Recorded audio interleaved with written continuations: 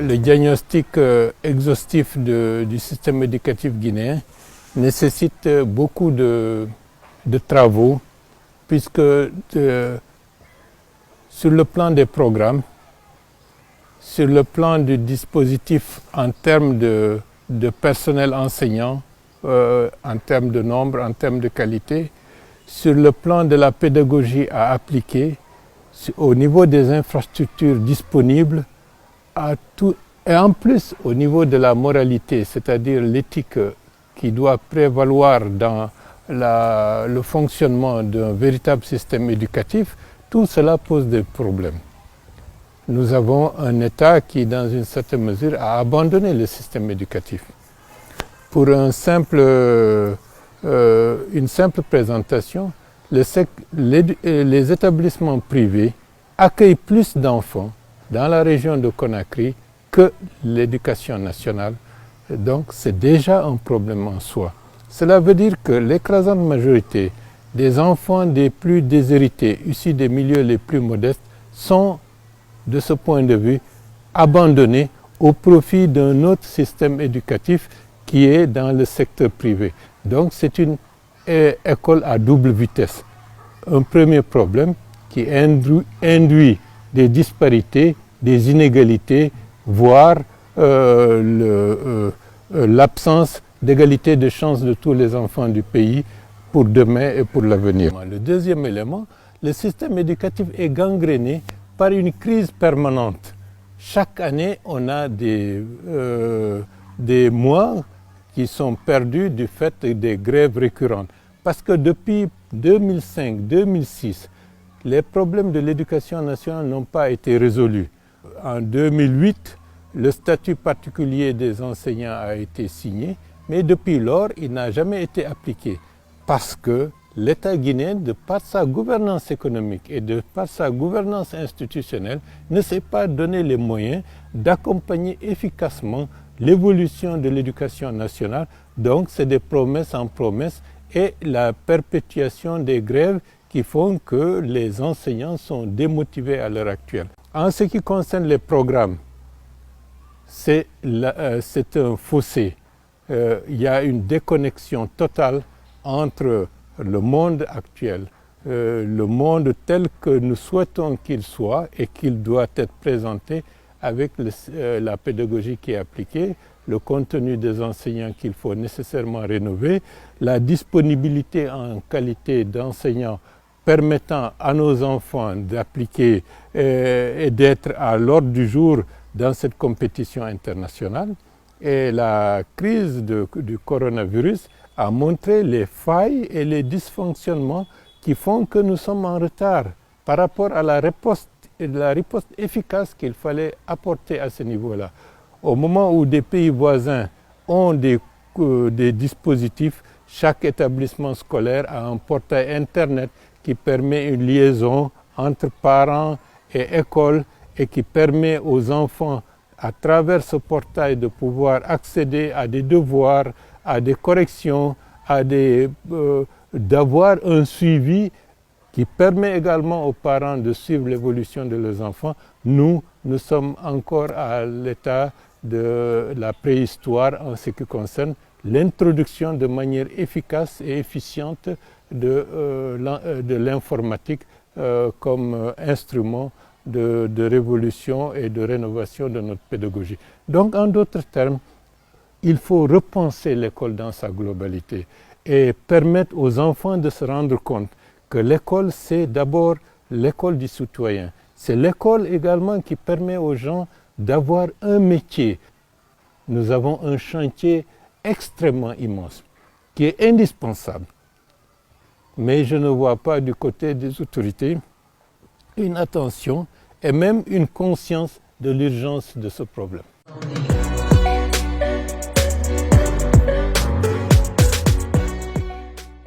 Déjà, les pouvoirs publics n'ont pas mis le facteur humain comme ressource essentielle sur laquelle il faut investir, pour de multiples raisons.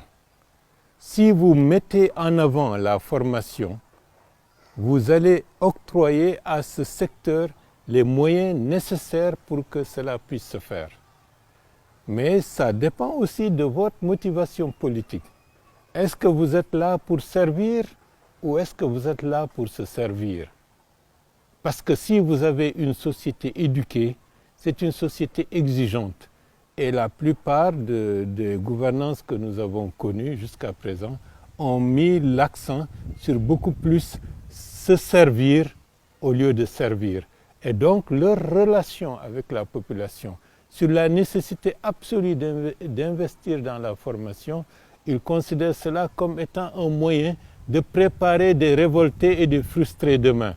Donc, vaut mieux, dans une certaine mesure, que ce secteur soit relégué en arrière, parce que lorsque un peuple ne comprend pas, n'est pas suffisamment bien formé, n'est pas suffisamment bien informé, c'est un peuple qu'on peut manipuler à sa guise pour des fins politiciens qui, dans une certaine mesure, sont improductifs.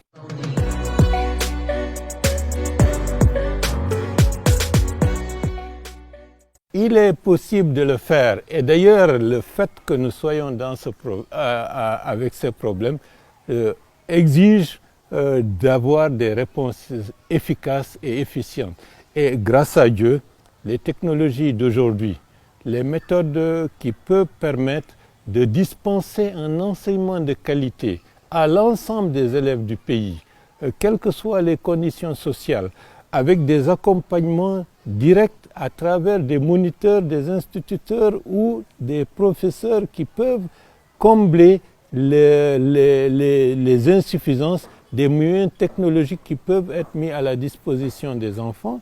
Je pense qu'on peut redresser les choses et nous devons également, à travers la multiplication des centres de formation technique et professionnelle pour l'enseignement au second degré, pour que l'écrasante majorité des enfants qui se sentent aujourd'hui abandonnés retournent à l'école, non pas dans l'école telle qu'ils l'ont vécue, mais dans une école où ils acquièrent un métier, où ils sont en relation avec le monde du travail, avec le monde des entreprises, leur permettra très rapidement, en un laps de temps très court, d'acquérir des métiers, d'acquérir du professionnalisme et être employable dans un environnement économique qui nécessairement va se développer. Et il y a des jugements de travail très importants dans le secteur agricole, dans le secteur de l'élevage, dans le secteur des services qui font que vraiment, en principe, avec une ferme volonté, avec les moyens d'accompagnement nécessaires, il est possible de redresser les choses parce que la principale ressource que nous avons, c'est la ressource humaine et non pas des ressources minières.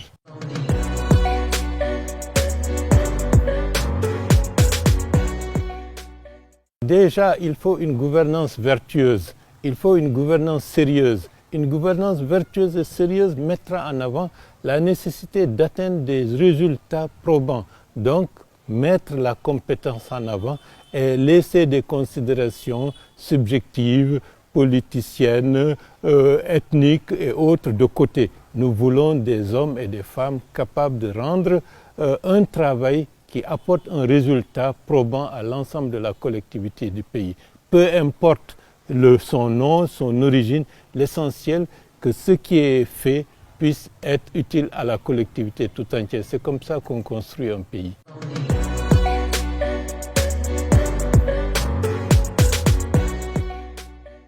Par exemple, vous avez des enfants, une écrasante majorité d'enfants qui sont déscolarisés aujourd'hui pour de multiples raisons, qui n'ont pas acquis la maîtrise de la langue française. Faut-il les abandonner? Est-ce que être un bon agriculteur nécessite de maîtriser la langue de Molière? Je ne pense pas.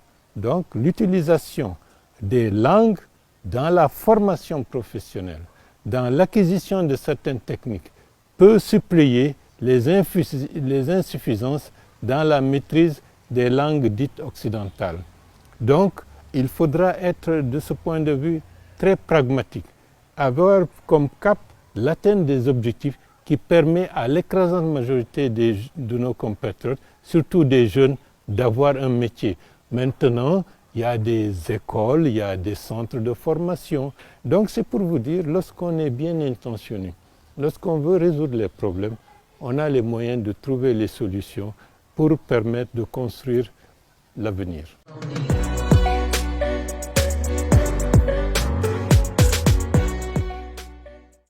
Un gouvernement qui met l'aspect intérêt politicien en avant, dans un contexte de développement de la corruption, dans le renversement des valeurs, où on s'en fout des valeurs humaines, de la nécessité de privilégier la compétence, c'est simplement les intérêts politiciens. Il va de soi que l'école sera sacrifiée. Et l'école est sacrifiée à cause de ça actuellement. Les gens ne veulent pas qu'il y ait des personnes bien formées, bien éduquées, bien cultivées, qui pourraient leur contester demain ce que vous faites n'est pas en conformité avec l'intérêt du pays, avec l'intérêt national. Donc il y a une gangrène. Maintenant, c'est fait sciemment. Un enseignant qui n'a pas de quoi survivre, qui doit assumer sa responsabilité, si on ne prend pas garde, risque de se transformer en quelqu'un qui peut utiliser sa position pour arnaquer des enfants. Bon, certaines collectivités villageoises suppléent parfois l'insuffisance des salaires en augmentant la rémunération de l'enseignant pour le mettre à l'abri. Donc la dimension sociale concernant l'enseignant est pour lui permettre d'avoir à se loger, d'avoir des facilités d'insertion sociale, d'avoir une capacité de toujours évoluer sur le plan des études, sur le plan des statuts sociaux. Tout cela peut concourir à permettre aux gens de mettre en avant des valeurs d'intégrité et d'éthique. Mais ça aussi, c'est une politique pour cela. Si ceux qui sont en haut sont les premiers à donner le très mauvais exemple, il va de soi que l'ensemble de la société est gangréné et la corruption, la vente des notes, l'harcèlement des filles, beaucoup de situations de ce genre sont des fléaux que des fois les parents supportent parce qu'il n'y a aucun recours. La question de l'éducation n'est qu'un révélateur de la situation globale, de la gestion économique, de la gestion politique et de la manière dont les dirigeants actuels et passés ont vu la politique dans notre pays.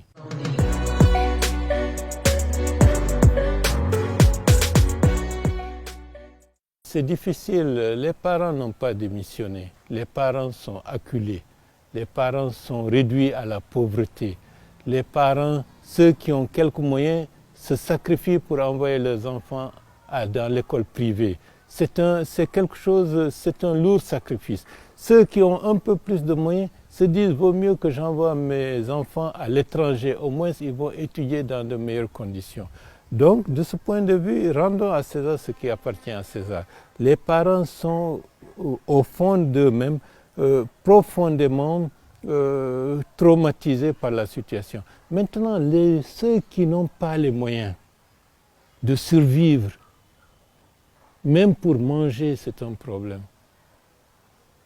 Comment faudrait-il faire pour qu'on puisse suivre un enfant qu'on n'a pas les moyens de l'envoyer à l'école publique, non, à l'école privée.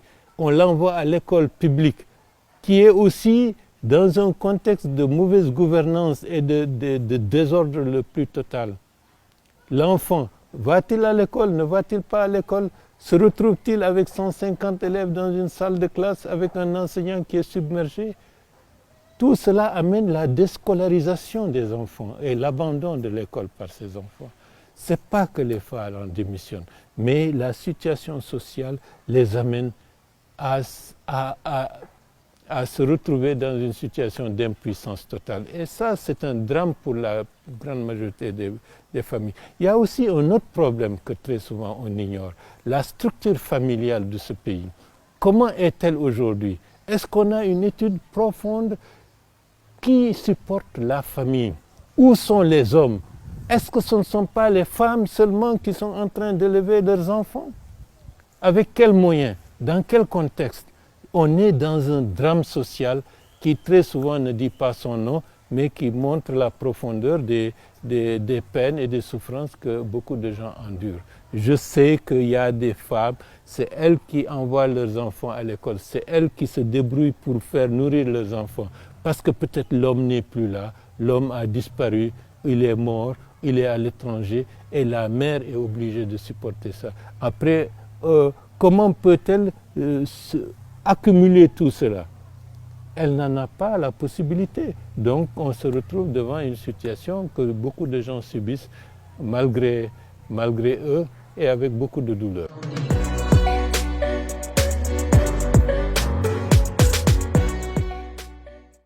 Il y a des gens qui veulent venir au pouvoir pour faire ce que ceux qui sont au pouvoir sont en train de faire.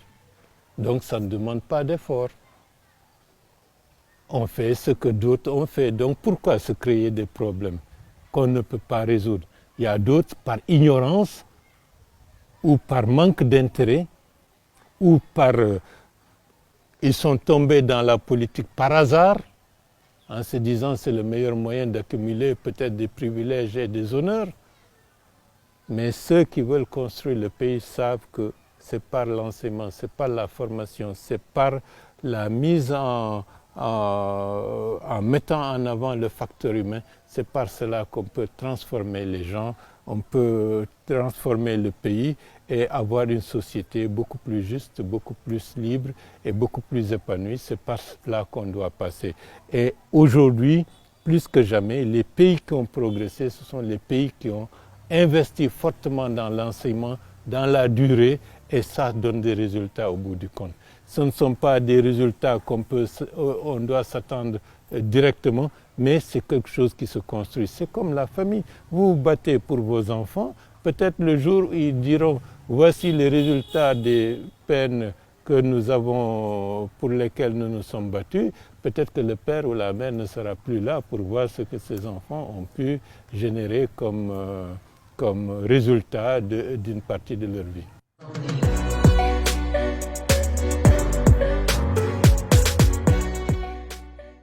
Pour reconstruire ce pays, il faut avoir conscience qu'il faut une table rase. Et la table rase, ce n'est pas venir détruire tout ce qui a été mis en place. C'est avoir la volonté et l'appétence de se dire on a des tares, on a des insuffisances, on doit se remettre en cause pour dire maintenant comment il faut faire. C'est comme ça qu'on doit changer. Et la Guinée doit accepter de se remettre fondamentalement en cause parce que le résultat de nos peines, de nos souffrances, de nos sous-développements, ce n'est pas l'extérieur, c'est des Guinéens qui sont à la base de la pauvreté, de la souffrance des populations et du fait de ne pas prendre les décisions qu'il faut au moment où il le faut pour changer ce pays. Donc c'est en interne qu'on doit obligatoirement se remettre en cause pour changer l'orientation de ce pays. Un pays comme le Ghana était il y a quelques années le pays qui était le plus corrompu d'Afrique occidentale, avec un État sous-développement très avancé, une société complètement désorganisée. Aujourd'hui, ils se sont remis en cause. Ils sont cités en exemple dans les domaines économiques, dans les domaines, dans tous les secteurs. Pourquoi les Guinéens ne seraient-ils pas capables de le faire? Moi, je dis qu'ils sont capables de le faire à condition qu'il y ait une volonté ferme, déterminée de remettre en cause la manière dont ce pays est dirigé.